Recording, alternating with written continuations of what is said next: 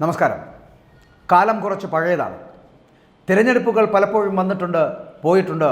ആ തിരഞ്ഞെടുപ്പിൽ മത്സരിച്ചിട്ടുമുണ്ട്, വിജയപരാജയങ്ങൾ സംഭവിച്ചിട്ടുമുണ്ട്. പലപ്പോഴും തിരഞ്ഞെടുപ്പ് കാലങ്ങളിൽ, വർഷങ്ങൾക്ക് മുൻപുള്ള വാജ്പേയി സർക്കാരിൻ്റെ കാലങ്ങളിലടക്കം നമ്മൾ ചിലത് ചിന്തിച്ച് മനസ്സിലാക്കി ഓർമ്മപ്പെടുത്തലുകൾ നടത്തി ചികഞ്ഞെടുക്കേണ്ടതുണ്ട് എന്നുള്ളതാണ്. തിരഞ്ഞെടുപ്പിൽ അന്നത്തെ തിരഞ്ഞെടുപ്പിൽ കോൺഗ്രസിന് പ്രത്യേകിച്ച് ഒരു മുദ്രാവാക്യവും ഇല്ലാതിരുന്ന ഒരു കാലഘട്ടം ഉണ്ടായിരുന്നു, ഐക്യമുന്നണിക്ക്. പക്ഷേ രണ്ടു കൂട്ടരും BJP വിരോധം പറഞ്ഞ് മുന്നോട്ട് പോയി. BJP ആകട്ടെ സുസ്ഥിര ഭരണവും സദ്ഭരണവും എന്ന വിഷയം ചർച്ചയാക്കുന്നു. വാജ്പേയി സർക്കാരിൻ്റെ 13 ദിവസത്തെ ഭരണം, അവിശ്വാസ വോട്ടെടുപ്പിലെ തോൽവി, എതിർപക്ഷങ്ങളുടെ പരാജയം, വിശ്വാസ്യതയില്ലായ്മ തുടങ്ങിയവ വിഷയമാക്കുന്നു. സുസ്ഥിര സദ്ഭരണം എന്ന മുദ്രാവാക്യം ജനത്തിന് മുന്നിൽ വച്ചു പ്രധാനമന്ത്രിയായി അടൽ ബിഹാരി വാജ്പേയിയെ അവതരിപ്പിക്കുന്നുവെന്ന് BJP മുന്നിൽ. മറുപക്ഷത്തിന് പ്രധാനമന്ത്രി സ്ഥാനാർത്ഥി തന്നെ ഇല്ലാതായിരിക്കുന്നു എന്നുള്ളതാണ്. കോൺഗ്രസും UDF-ഉം ഒക്കെ അക്കാര്യത്തിൽ കൃത്യമായിട്ടുള്ള നിലപാടെടുത്ത് മുന്നോട്ട് പോകാൻ, അല്ലെങ്കിൽ യുണൈറ്റഡ് ഫ്രണ്ടൊക്കെ മുന്നോട്ട് പോകാൻ കഴിയാത്തൊരവസ്ഥ ഉണ്ടാകുന്നു. ഫലം വന്നപ്പോൾ BJPക്ക് 25.59% വോട്ടും 182 സീറ്റും. ശിവസേനയുടെയും അകാലിദളിൻ്റെയും വടക്ക് കിഴക്കൻ സംസ്ഥാനങ്ങളിലെ ചില ചെറുപാർട്ടികളുടെയും സഖ്യത്തിൽ കണക്കാക്കിയാൽ ആകെ 255 സീറ്റ്. ജയലളിതയുടെ DMK BJPയെ പിന്തുണയ്ക്കുന്നു. കേന്ദ്രത്തിൽ ഐക്യമുന്നണി അധികാരത്തിലിരിക്കെ DMKയുടെ സ്വാധീനവും പ്രവർത്തികളുമാണ് ഒരു കാരണം. ഒപ്പം BJPയുടെ ചില നിലപാടുകളുള്ള ആഭിമുഖ്യവും. ജയലളിത തമിഴ്നാട് രാഷ്ട്രീയത്തിലെ നിർബന്ധങ്ങൾക്ക് വഴങ്ങേണ്ടി വന്ന, അല്ലെങ്കിൽ അതിനാൽ തന്നെ ഒരു സംസ്ഥാനത്ത് ഒതുങ്ങിപ്പോയ ദേശീയ വീക്ഷണമുള്ള നേതാവായിരുന്നു എന്ന് പറയാതിരിക്കാൻ കഴിയില്ല. അയോധ്യയിൽ വേണ്ടത് ശ്രീരാമക്ഷേത്രമാണെന്ന നിലപാടിൽ മാത്രമല്ല, മതപരിവർത്തനം, കാശ്മീർ വിഷയം, ഏക സിവിൽ നിയമം തുടങ്ങിയ വിഷയങ്ങളിൽ ജയയ്ക്ക് BJP നിലപാടിനോടായിരുന്നു ആഭിമുഖ്യം.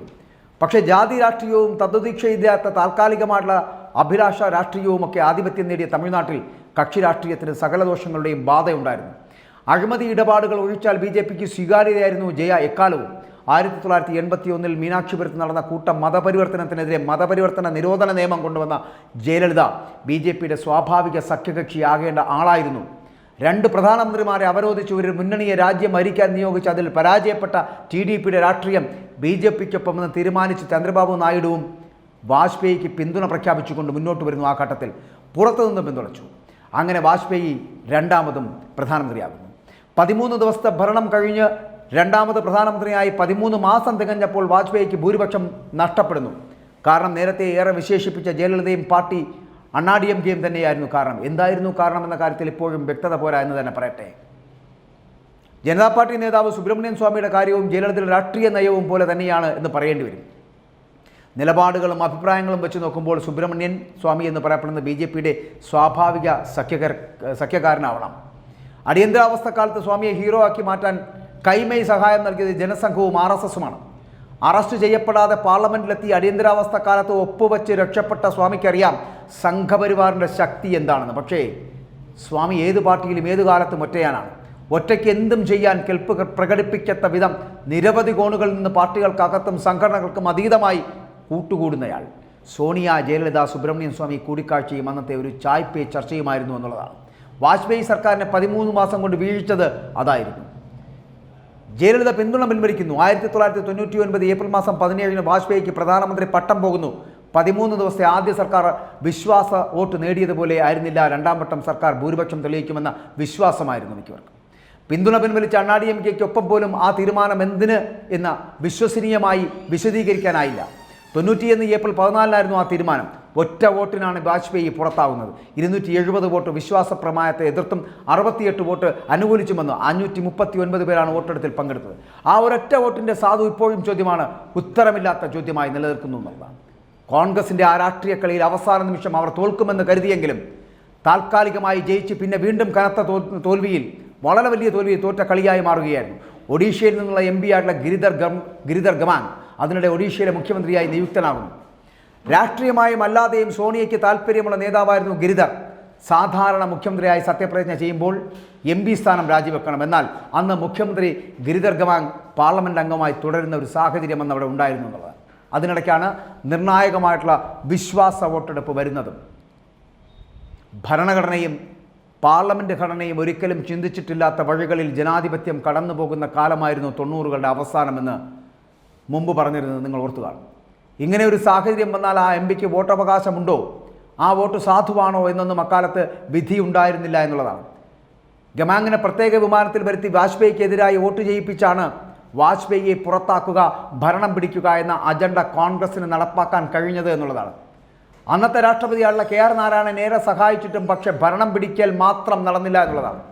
വാജ്പേയി പുറത്തായി, പിന്നെയും തിരഞ്ഞെടുപ്പോ എന്ന ചർച്ചകൾ തുടർന്നുകൊണ്ടേയിരുന്നു. പിന്നെയും കാലം എത്രയോ മറഞ്ഞുപോയി. അതിനുശേഷം വീണ്ടും തിരഞ്ഞെടുപ്പുണ്ടാകുന്നു. തിരഞ്ഞെടുപ്പുകളിലൊക്കെ സഖ്യകക്ഷികളുമായി ചേർന്ന് നിന്നുകൊണ്ട് അധികാര കൊതിയന്മാരായിട്ടുള്ള കോൺഗ്രസും ഒപ്പം കൂടിയവരും നിന്ന് ഭരണം കൈയാളി. 2014 വരെ അഴിമതിയുടെ കൂത്തരങ്ങായി മാറുന്ന ഒരു രാജ്യത്തെ സമ്മാനിച്ചുകൊണ്ട് 2014 വരെ അങ്ങനെ അഴിമതി നടമാടിക്കൊണ്ട് കോൺഗ്രസ് ഭരിച്ചു മുടിച്ചു. 2014 എത്തപ്പെടുമ്പോൾ BJP വീണ്ടും അധികാരത്തിലേക്ക് എത്തപ്പെടുന്നു. നരേന്ദ്രമോദിയുടെ കൈകളിലേക്ക് പ്രധാനമന്ത്രി പട്ടം എത്തുന്നു. 2014 മുതൽ 2024 വരെയുള്ള 10 വർഷക്കാലം ഇന്ത്യയുടെ സുവർണ്ണ കാലഘട്ടമായി അറിയപ്പെടുന്നതിന് വേണ്ടിയുള്ള ശ്രമം നടത്തുന്നു. 2014 മുതൽ 19 വരെ അഴിമതി കറ പുരണ്ടവരെയൊക്കെ പുറത്താക്കുന്ന തരത്തിലുള്ള വലിയ സമീപനങ്ങൾ സ്വീകരിച്ചുകൊണ്ട് നരേന്ദ്രമോദി മുന്നോട്ട് പോകുന്നു. 2019 മുതൽ 2024 വരെ വികസന കുതിപ്പിലേക്ക് കുതിക്കുന്നതിന് വേണ്ടിയുള്ള വികസന സ്വപ്നങ്ങൾ ഇന്ത്യക്ക് നൽകുന്നു. അങ്ങനെ ഭാരതത്തെ ഒരു വികസന കുതിപ്പിലേക്ക് എത്തിക്കുന്നതിന് വേണ്ടി 10 വർഷക്കാലം തൻ്റെ ജീവിതം ഒഴിഞ്ഞു വെക്കുന്നു നരേന്ദ്രമോദി ഇന്ത്യക്കായി. BJPയുടെ കൃത്യമായ ഏർപ്പാടുകളിൽ ഇന്ത്യ കുതിക്കുകയായിരുന്നു. 3ാം സ്ഥാനത്തേക്ക്. അങ്ങനെയുള്ള കുതിപ്പിലേക്ക് എത്തണമെങ്കിൽ ഇനി ഒരിക്കൽ കൂടി നരേന്ദ്രമോദി അധികാരത്തിലേക്ക് എത്തേണ്ടതുണ്ട്. 2024 മുതൽ 2029 വരെയുള്ള കാലഘട്ടം 5 വർഷക്കാലം കൂടി ഈ BJP സർക്കാരിന് കൊടുക്കുകയാണെങ്കിൽ, നരേന്ദ്രമോദിക്ക് നൽകുകയാണെങ്കിൽ, ഞങ്ങൾ നിങ്ങൾക്ക് സുന്ദര സുരഭിലമായിട്ടുള്ള ഭാരതം സമ്മാനിക്കാം, വികസിത ഭാരതം സമ്മാനിക്കാമെന്നുള്ള ഉറപ്പ് തരുന്നു നരേന്ദ്രമോദി. അങ്ങനെ തിരഞ്ഞെടുപ്പിൻ്റെ പല മേഖലകളിലും തകർന്ന് തരിപ്പണമായി പോഴപ്പോഴൊക്കെയും ഇല്ല, ഞങ്ങൾ തകരില്ല എന്ന് വളരെ വലിയ വിശ്വാസത്തോടുകൂടി, ഉറച്ച വിശ്വാസത്തോടുകൂടി മുന്നോട്ട് കുതിച്ച ഒരു പാർട്ടിയും ആ പാർട്ടിയെ പുറകിൽ നിന്ന് സപ്പോർട്ട് ചെയ്യുവാൻ കാണിച്ച ധൈര്യവുമുള്ളത് RSS എന്ന് പറയപ്പെടുന്ന കീഴട സ്വഭാവമുള്ള സംഘടനയുമായിരുന്നു. BJPയുടെ കരുത്തായിരുന്നു RSS എന്നുള്ളത്. ആ RSSൻ്റെ ബലത്തിൽ തന്നെയാണ് ഒരു RSSകാരൻ ഇന്നും ഈ രാജ്യം ഭരിക്കുന്നത്. അത് മറ്റാരുമല്ല, നരേന്ദ്രമോദിയാണ്.